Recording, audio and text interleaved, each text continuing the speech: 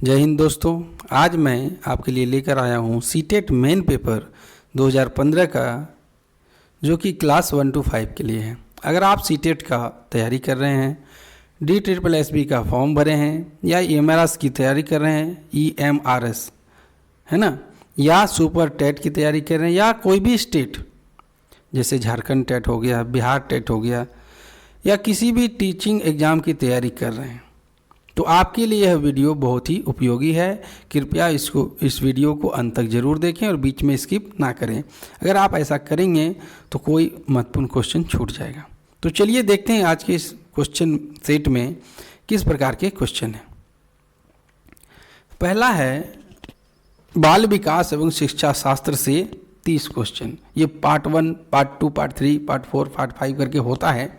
तो अभी मैं सिर्फ CDP का लेकर के आया हूँ, चाइल्ड डेवलपमेंट एंड पेडागोगी का।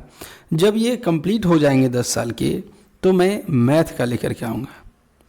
तो चलिए देखते हैं पहला क्वेश्चन। शैशवा काल की अवधि है। शैशवा काल को पहले आप समझ लीजिए।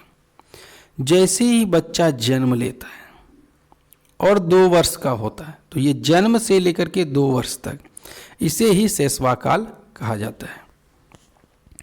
जन्म से लेकर के 2 वर्ष तक की अवधि को शैशवा काल कहा जाता है। तो इसका सही उत्तर है ऑप्शन नंबर 2। इसके बाद जो काल आएगा वो आएगा बाल्यावस्था, उसके बाद आएगा टीन एज, है ना। टीन एज मतलब 13, 14, 15, 16, 17, 18, 19, जिसमें टीन लगा रहेगा, है ना। इसको कहते हैं टीन एज। उसके बाद आएगा वयस्कावस्था, उसके बाद आएगा आपका प्रौढ़ावस्था। तो चलिए जैसे ही क्वेश्चन आएंगे उस पर भी डिस्कस बाद में करेंगे। नेक्स्ट देख लेते हैं। जीन पियाजे के अनुसार 2 से 7 वर्ष के बीच का एक बच्चा, बहुत जल्दी आपको जीन पियाजे का सिद्धांत मिलेगा। मैं उस पर काम कर रहा हूँ और बहुत अच्छे तरीके से आप उसको एक बार देख लीजिएगा कि कितने वर्ष से कितने वर्ष तक को क्या नाम दिया गया है। तो अभी मैं इस सवाल को डिस्कस कर लेता हूँ। जीन पियाजे के अनुसार 2 से 7 वर्ष के बीच का एक बच्चा संज्ञानात्मक विकास की किस अवस्था में, ये देखिए चारों जो अवस्थाएं दी गई है, ये दिया गया है जीन पियाजे के द्वारा। तो इसमें से 2 से 7 वर्ष को कहते हैं पूर्व संक्रियात्मक अवस्था। इसका सही उत्तर हो गया ऑप्शन नंबर ए। नेक्स्ट देख लेते हैं।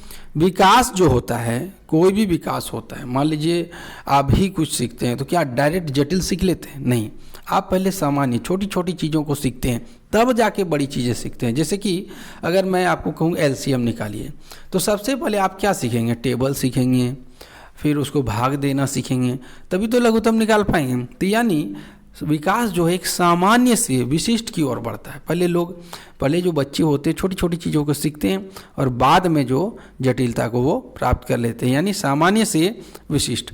अब देखिए कैसे हम पहचानेंगे।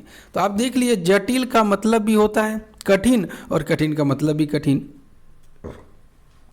ऑप्शन नंबर 3 देखेंगे तो विशिष्ट मतलब बड़ा वाला पहले और सामान्य वाला छोटे, ये तो उल्टा है।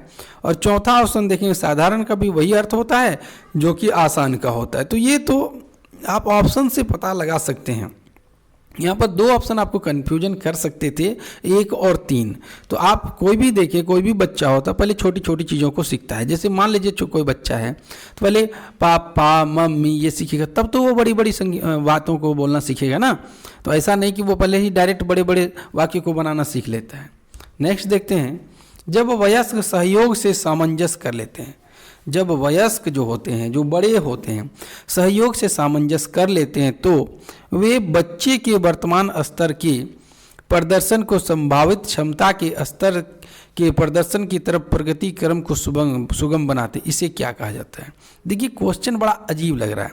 आप मोटा मोटी बात को समझ लीजिए कि जब बच्चे कोई चीज़ अपने आप बड़े वयस्क मतलब बड़े एडजस्टमेंट करके सीख लेते हैं, तो ऐसे में क्या करते हैं वो बच्चे को भी सिखाने में, जैसे मान लीजिए आपको कहा कि किसी बच्चे को पहाड़ा सिखाना है और आपको ही अगर पहाड़ा नहीं आ रहा है तो आप किसी तरह एडजस्ट करके उस पहाड़े को सीखेंगे, और जब आप सीख लेंगे तभी तो बच्चे को आसानी से सिखा पाएंगे ना।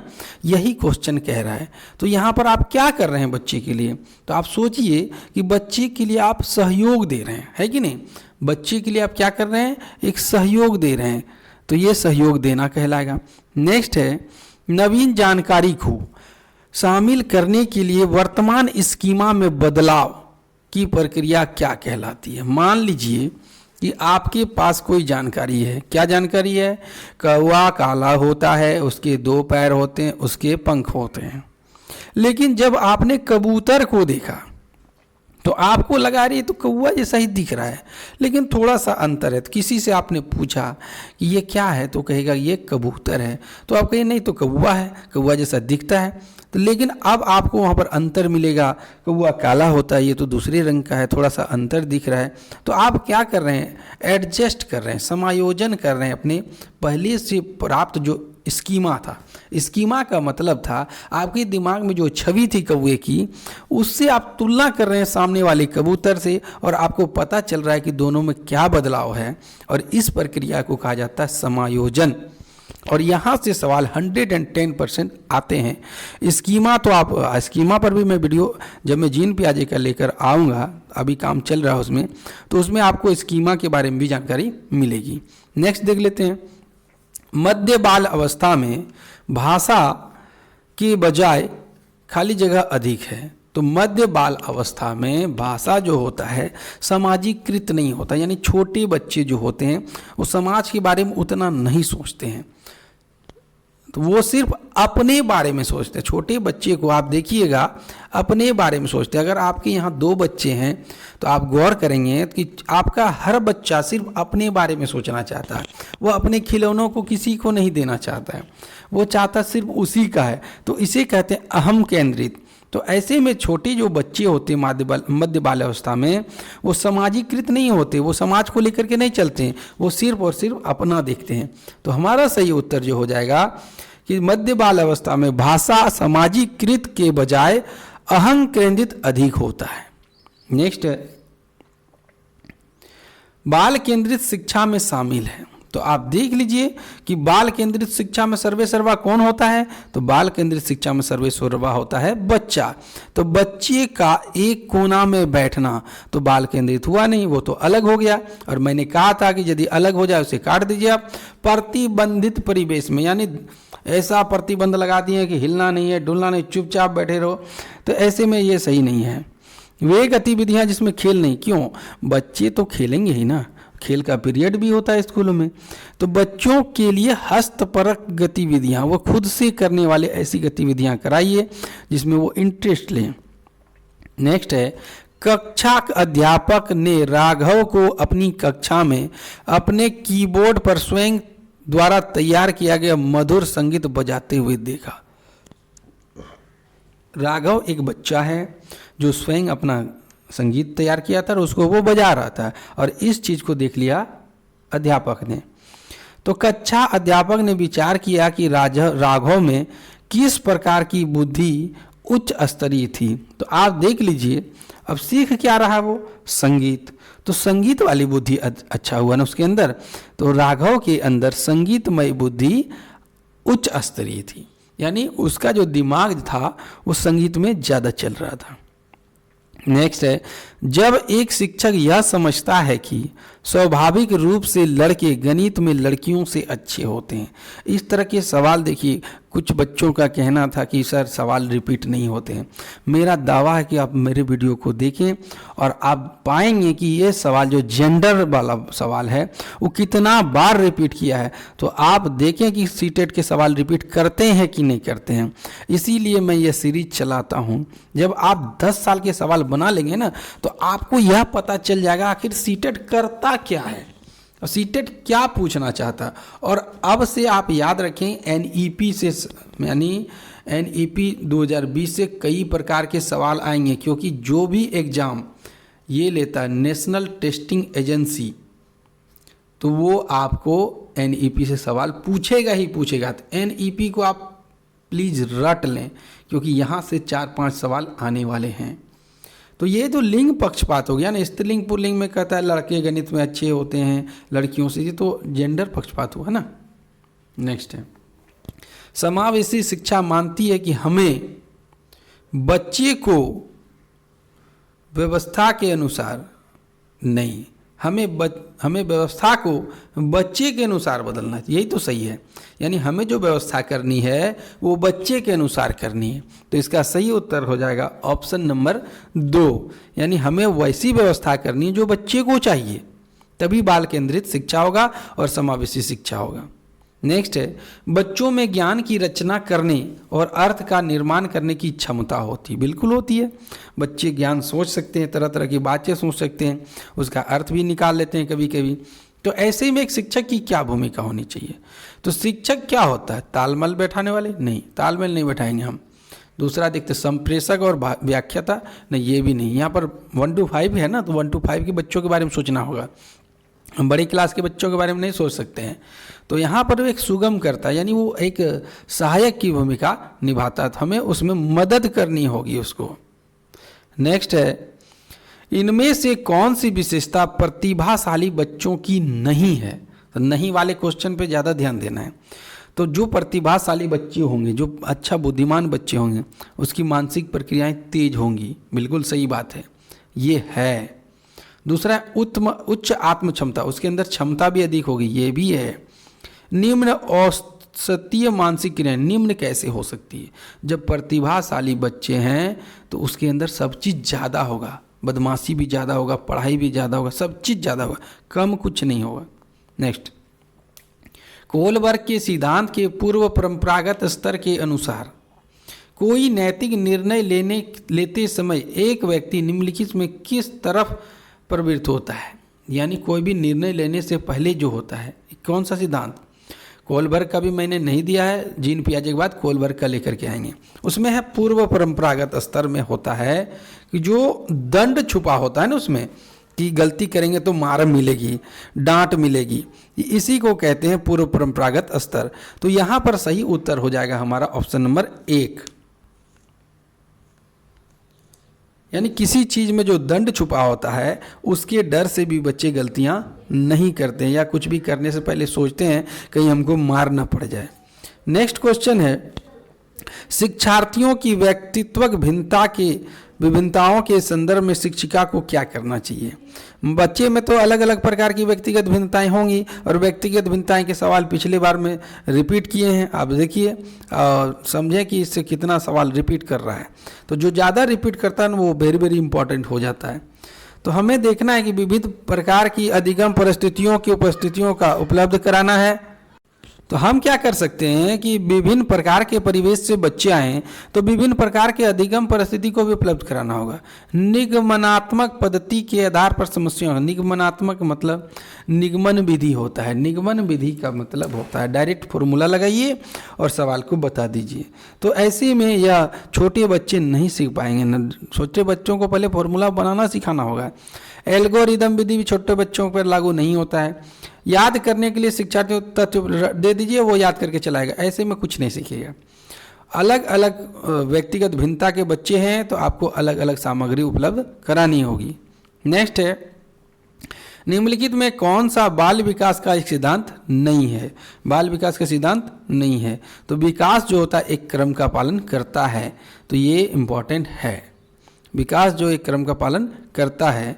सभी क्षेत्र में महत्वपूर्ण है विकास, ये भी सही है। सभी विकास परिपक्वन अनुपन अंतःक्रिया परिणाम होते, ये भी सही है। सभी विकास एक समान गति से नहीं, सब में विकास अलग अलग गति से, अलग अलग विकास अलग अलग गति से होता है। नेक्स्ट देखते हैं, निम्नलिखित में कौन सा आकलन करने का सर्वाधिक तरीका है? तो आकलन जो है मतलब मान लीजिए पढ़ा रहे हैं, आपको जांचना है, तो क्या आप सत्र की समाप्ति पर करना चाहिए? नहीं, साल में एक बार करने से हमें क्या पता चलेगा? ये तो अंतर्निहित है। आकलन जो है वो तो अंतर्निहित है, यही वाला सही है। साल के 2 बार करना चाहिए, ये भी गलत है। करना ही नहीं चाहिए, बारिश करवाना चाहिए, ये भी गलत है। तो आकलन जो होता है साथ साथ हो सकता है पढ़ते समय। मान लीजिए आप कुछ पढ़ा रहे हैं, किसी को खड़ा कीजिए, पूछ लीजिए, आपका आकलन हो गया। ये कुछ सीखा कि नहीं, आकलन का मतलब जाँचना। यदि आप शरीर के अंगों के बारे में बता रहे हैं, उस बीच में बताओ 2 अंदरूनी अंगों के नाम बताएं, तो हो गया आकलन। नेक्स्ट है, निम्नलिखित में कौन सा सृजनात्मकता से संबंधित है? तो अब देखिए, अब जैसे ही हम चित्र बनाएंगे आपको समझ में आ जाएगा। अपसारी मीन्स फैलना, और अभिसारी मीन्स एक जगह पे जमा होना, और संवेगिक मतलब बच्चे रोते हैं, चिल्लाते हैं, छोटे बच्चे बोल नहीं पाते, वो संवेग द्वारा बताते हैं। जैसे भूख लगता है फिर भी रोएंगे, पेशाब लगेगा फिर भी रोएंगे, लेटरिन लगेगा फिर भी रोएंगे, दर्द हुआ फिर भी रोएंगे, तो वो संवेग कहलाता है। अहमवादी, अहमवादी चिंतन में सिर्फ अपने बारे में सोचना। तो ये दोनों ऑप्शन तो विकासशील सृजनात्मक बच्चे जो होते हैं बहुत क्षेत्रों में सोचते हैं। बदमाशी में भी आगे है, पढ़ने में भी आगे है, खेलने में भी आगे है, पोएम लिखने में आगे है, गाना बजाने में आगे, इसको कहते हैं सृजनात्मक बच्चे। तो इसका सही आंसर होगा अपसारी चिंतन। नेक्स्ट है, बच्चों के बारे में निम्नलिखित में से कौन सा कथन वाइगोत्स्की ने कहा है? यानी इनमें से एक कथन जो है वाइगोत्स्की का है, यानी वाइगोत्स्की इससे संबंध रखते हैं। बच्चे समवयस्कों और वयस्कों के साथ सामाजिक अंतःक्रियाओं के माध्यम से सीखते हैं। एकदम लग रहा है, बिल्कुल लग रहा है ये। दूसरा देखते हैं, बच्चे तब सीखते जब उनके लिए पुरस्कार नहीं। पुरस्कार से बच्चे नहीं सीखते, हमने कहा था पुरस्कार से कभी कभी बच्चे बिगड़ जाते हैं। आज आप उसको कार ला के दीजिए, कल आपसे हेलीकॉप्टर मांगेगा। बच्चों के चिंतन को तब समझा जा सकता है जब प्रयोगशाला नहीं, ये नहीं। बच्चे जन्म से शैतान हो, उसे दंड देना चाहिए। दंड तो आप दे ही नहीं सकते, ऐसे शब्दों को काट दीजिए। तो इसमें सबसे सही आंसर हो गया हमारा ऑप्शन नंबर ए। नेक्स्ट है, बच्चे क्या होते हैं? बच्चे एक जिज्ञासु प्राणी है जो अपने चारों ओर जगत को खोजने के लिए अपने तर्कों की क्षमताओं का इस्तेमाल करते हैं। बिल्कुल सही है। आगे बढ़ते हैं, चिंतन में वयस्कों की भांति होती है, जो ज्यों ज्यों बड़े होते हैं उनके चिंतन में गुणात्मक नहीं। कुछ बच्चे छोटे में ही बहुत अधिक सोच लेते हैं। आप एक से एक बच्चों का उदाहरण देख सकते हैं यूट्यूब में। रीते बर्तन के समान तो बड़ों के साथ ज्ञान भरा रहता नहीं। रीते बर्तन मतलब खाली बर्तन होता है, उसमें जो ज्ञान डालेगा, ऐसा नहीं है। निष्क्रिय जीव, बच्चे निष्क्रिय जीव कैसे हो सकते हैं?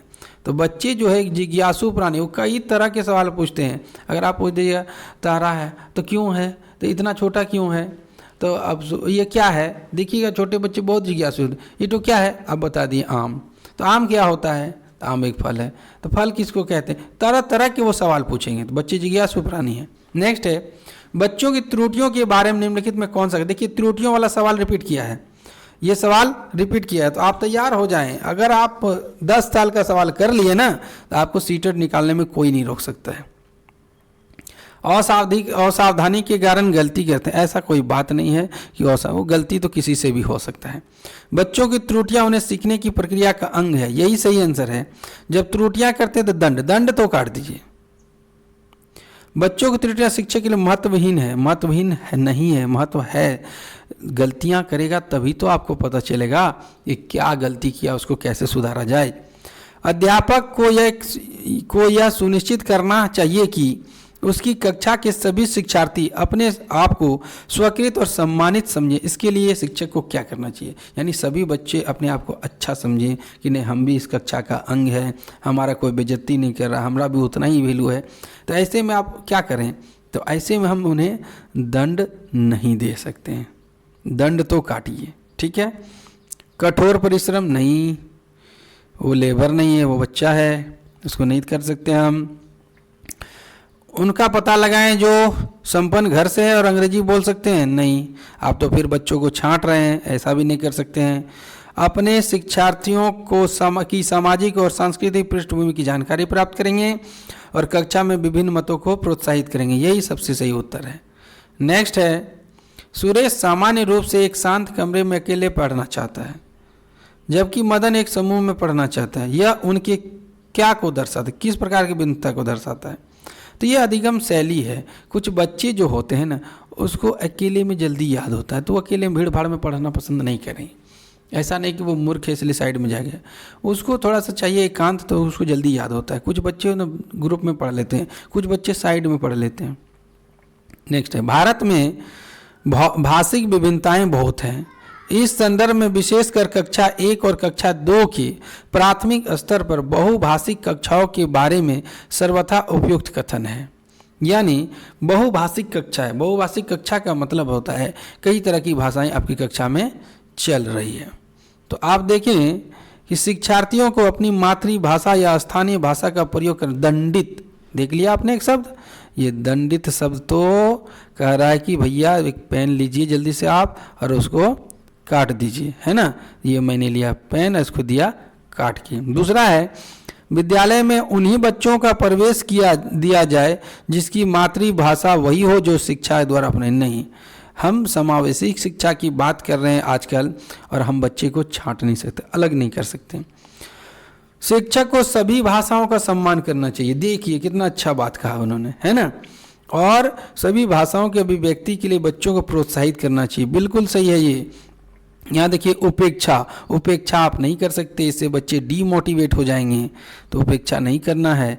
नेक्स्ट है प्रकृति पोषण विवाद में प्रकृति से क्या अभिप्राय है। तो प्रकृति तो आप जानिए रहे हैं कि हमारे आसपास के आवरण को क्या कहते हैं, पर्यावरण है। तो पर्यावरण में क्या होता है, सिर्फ जैविक घटनाएं नहीं होंगी, उसके साथ साथ वंशानुक्रम भी आ जाएगा।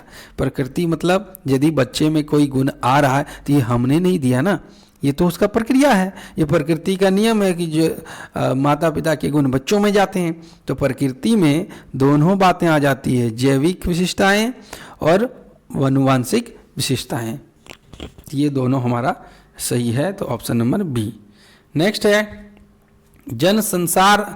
जनसंचार माध्यम सामाजिकरण का एक महत्वपूर्ण माध्यम बनता जा रहा है। अब ये समझिए संचार के माध्यम जो हो सकते हैं वो जैसे कि टेलीफोन हो गया, टीवी हो गया, कंप्यूटर हो गया, इंटरनेट हो गया, फैक्स हो गया, मोबाइल हो गया, ये सब संचार के माध्यम है। चिट्ठी है, तो संचार के माध्यम आज समाज का एक महत्वपूर्ण अंग बनता जा रहा है। अब देख लीजिए डिजिटलाइजेशन है, तो बिल्कुल सही बात है।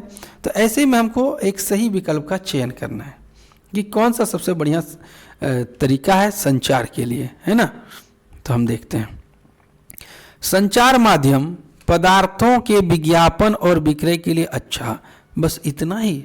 सामान बेचने के लिए संचार का माध्यम बनाया गया था? नहीं ना। सोचिए जरा सा कि इस वस्तु को बेचने के लिए इतना इम्पोर्टेंट क्रांति आई है, इतनी बढ़िया क्रांति है, मोबाइल आया है, उसका हम सही उपयोग करें, ना कि एक सामान बेचने के लिए विज्ञापन, वो तो होगा ही। अगला देखते हैं सामाजिकरण केवल माता पिता और परिवार के द्वारा। केवल शब्द जब भी मिले, मैंने पहले भी कहा, इसे काट दीजिए। जनसंचार माध्यमों की पहुंच बढ़ रही है। जनसंचार माध्यम अभिवृत्तियों, मूल्यों और विश्वासों को प्रभावित करता है। यही सबसे बढ़िया आंसर है हमारा इस सवाल का। क्या कह रहा आप समझिए। जैसे ही जनसंचार आया, ये हम एक दूसरे के लोगों में पहुंच बढ़ रहा है। पहले हम एक दूसरे को जानकारी नहीं दे पाते थे, आजकल कहीं पर भी कुछ होता है गलत तो तुरंत सोशल मीडिया का पावर दिखाते हैं, फैला देते हैं बात को, है कि नहीं। चीन का बहुत जमकर विरोध हुआ, ये तो जनसंचार माध्यम का ही ना हुआ। अब इसमें अभिवृत्ति बता दी हम। मूल्य क्या होता है, देखिए संचार के माध्यम बहुत वीडियो आप ऐसे देखोगे गलत वीडियो, तो यूट्यूब क्या किया, नैतिक मूल्यों को देखा और वैसे वीडियो को धीरे धीरे करके हटा रहा है। और आप ट्विटर को भी देखें, उसको रोक दिया जाता है। जो गलत तरह की बातें होती, जो हमारे समाज में अविश्वास फैला सकती है या कुछ दंगा फैला सकती है, ऐसे कंटेंट को हटा दिया जा रहा है। और ऐसे में विश्वास को प्रभावित करता है, जो हम सोचते हैं हमारे सोच को भी प्रभावित करता है जनसंचार, हमें सच्चाई को दिखाता है।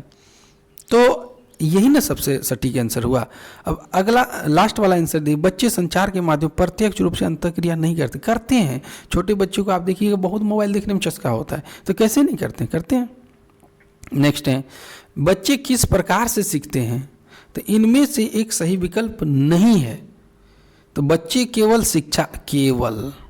देख लिया आपने, तो यहीं पर तो आपको मिल गया केवल, तो यही वाला तो नहीं होगा। आगे पढ़ने की जरूरत है क्या, नहीं है, तो यही वाला हमारा आंसर नहीं होगा, यानी इसका सही आंसर होगा। नहीं पूछा है ना। तो बच्चे तब सीखते हैं जब तैयार होते हैं, अनेक प्रकार से सीखते हैं, स्वाभाविक रूप से सीखते हैं, तो ये सब सही है। इनमें से गलत कौन है, तो केवल वाला शब्द जो मिला, उसने कहा कि ये भैया उतना पढ़ने की जरूरत नहीं है, आप देख लीजिए हम केवल लिखे, उसको काट दीजिए। नेक्स्ट है प्राथमिक विद्यालय शिक्षक को अपने शिक्षार्थियों को अभिप्रेरित करने यानी मोटिवेट करने के लिए किस प्रकार की रणनीति अपनानी चाहिए। अच्छे अंक लाने की स्पर्धा, इसको काटते हैं। सबसे पहले ये सब शब्द है ना, अंक लाने, है ना, अंक का कोई महत्व नहीं है। प्रत्येक गतिविधि प्रेरक के रूप में प्रोत्साहन, पुरस्कार और दंड।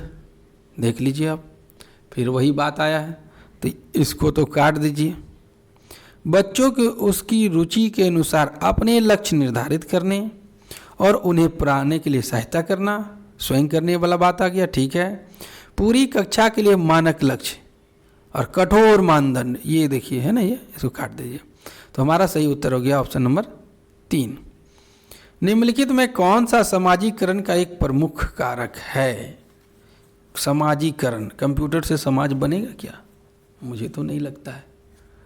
आनुवांशिकता से नहीं, राजनीतिक दल से नहीं, परिवार। समाजीकरण का प्राथमिक कारक है परिवार और पड़ोस। द्वितीयक में आता है विद्यालय, कंप्यूटर, मीडिया, है ना। नेक्स्ट है बच्चों को समूह कार्य देना, यानी ग्रुप का कुछ काम दिए। तो ये एक प्रभावी शिक्षण रणनीति है। क्यों? इससे शिक्षक का काम कम हो जाता? नहीं, इससे शिक्षक का काम नहीं कम होता, क्योंकि वो तो जांच भी तो करेगा ना, वो देखेगा भी तो कि क्या हो रहा है, बच्चे सीख रहे हैं कि नहीं सीख रहे हैं, वो सब चीज़ करेगा। तो मास्टर का तो काम कम हुआ नहीं, तो ये ऑप्शन हमारा होगा नहीं। नेक्स्ट देखते हैं, छोटे समूह बच्चों को दूसरे बच्चों पर हावी होने की अनुमति होती है। नहीं, ऐसा कोई बात नहीं है। सीखने की प्रक्रिया में बच्चे एक दूसरे से सीखते हैं। हाँ, आप देखिएगा खेल खेल में बच्चे बहुत कुछ सीख जाते हैं। नेक्स्ट देखते हैं, और आखिरी सवाल है, एक औसत बुद्धि वाला बच्चा यदि भाषा को पढ़ने एवं समझने में कठिनाई प्रदर्शित करता है, यह किस प्रकार का लक्षण है? तो पठन अक्षमता है यह।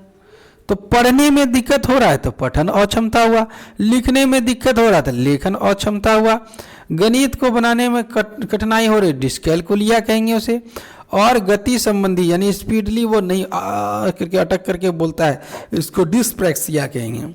तो पठन संबंधी है तो पठन अक्षमता हुआ।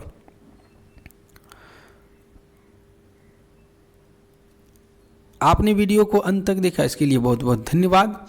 हमारे चैनल को सब्सक्राइब करें, नए हैं तो बेल आइकन दबाएं और दोस्तों में शेयर करें, और हमारी मेहनत के लिए कमेंट जरूर करें। हम आपके भविष्य के लिए सोच रहे हैं, तो कृपया हमें मोटिवेट करें। धन्यवाद।